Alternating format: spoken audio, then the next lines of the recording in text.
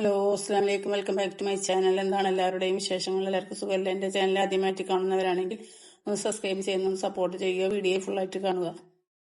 ഇപ്പം ഇന്ന് വന്നിട്ടുള്ളത് ഉച്ചക്കുള്ള ചോറും കറിയും ഒക്കെ ആയിട്ടുള്ള ഒരു വീഡിയോ ആയിട്ടാണ് വന്നിട്ടുള്ളത്. അപ്പോൾ അത് ഉച്ചക്ക് ഇതാ പുറത്തുനിന്ന് വീഡിയോ എടുത്തതാണ്. അപ്പം നല്ല മഴയാണ്.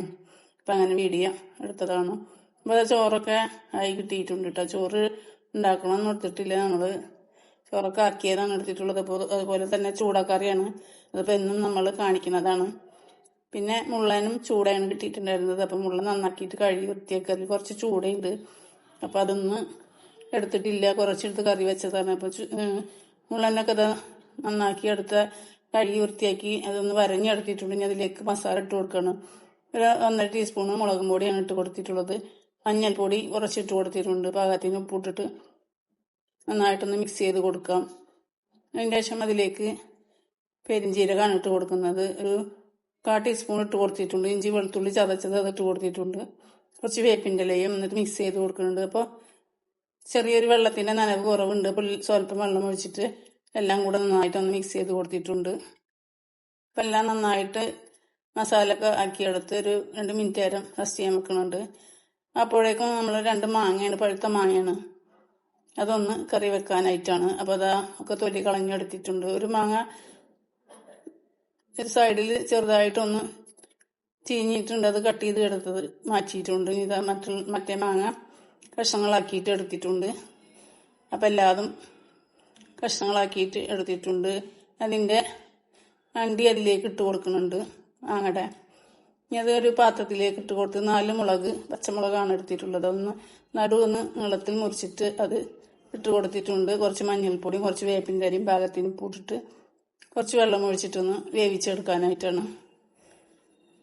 അപ്പോഴേക്കും നമ്മൾ അരപ്പ് റെഡിയാക്കാൻ വെക്കുന്നുണ്ട്. അപ്പോൾ അതാ ഗ്യാസുമ്മ മാങ്ങ ഒക്കെ ഒന്ന് ഇളക്കിയിട്ടൊന്ന് വേവിച്ചെടുക്കാനായിട്ട് വെച്ചിട്ടുണ്ട്. അതിന് ശേഷം തിളച്ചതിന് ശേഷമാണ് മൂടി വെച്ചിട്ടൊന്ന് കൊടുക്കുന്നത്.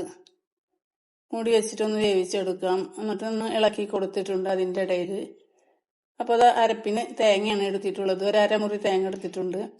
3 അല്ലി ചെറിയ ഉള്ളി ഇട്ട് കൊടുത്തിട്ടുണ്ട്. പിന്നെ ഒരു സ്വല്പം നല്ല ജീരകം ഇട്ട് കൊടുത്ത് പാകത്തിന് വെള്ളം ഒഴിച്ചിട്ടൊന്ന് അരച്ചെടുക്കാം. നന്നായി അരച്ചെടുത്തിട്ടുണ്ട്.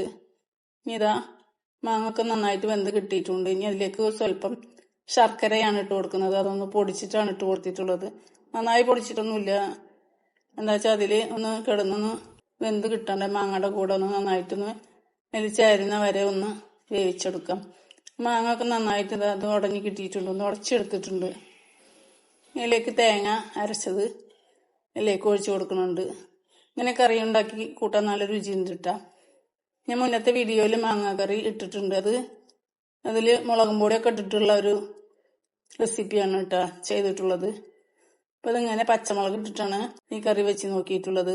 നല്ല രുചിയാണ്. അപ്പോൾ നന്നായിട്ടൊന്ന് ഇളക്കി കൊടുത്ത് ഒന്ന് പതപ്പിച്ചെടുക്കുക. നല്ല കട്ടിയായിട്ട് കിട്ടിയിട്ടുണ്ട് കറിയൊക്കെ. ഇനി അതിലേക്കൊന്ന് താളിച്ചൊഴിക്കാനായിട്ട് ഒരു പാൻ വെച്ചിട്ട് കൊടുത്തിട്ടുണ്ട്. അതിലേക്ക് കുറച്ച് വെളിച്ചെണ്ണ ഒഴിച്ച് കൊടുത്തിട്ടുണ്ട്. വെളിച്ചെണ്ണ ചൂടായ ശേഷം കടുക് ഇട്ട് കൊടുത്തിട്ടുണ്ട്. കടുക് പൊട്ടിയ ശേഷം ഉണക്കമുളക് ഒരു 3 എണ്ണം പീസാക്കിയിട്ട് ഇട്ട് കൊടുത്തിട്ടുണ്ട്. അതുപോലെ തന്നെ കുറച്ച് വേപ്പിൻ്റെ ഇലയും താളിച്ചിട്ട് കറിയിലേക്ക് ഒഴിച്ചു കൊടുക്കുന്നുണ്ട്.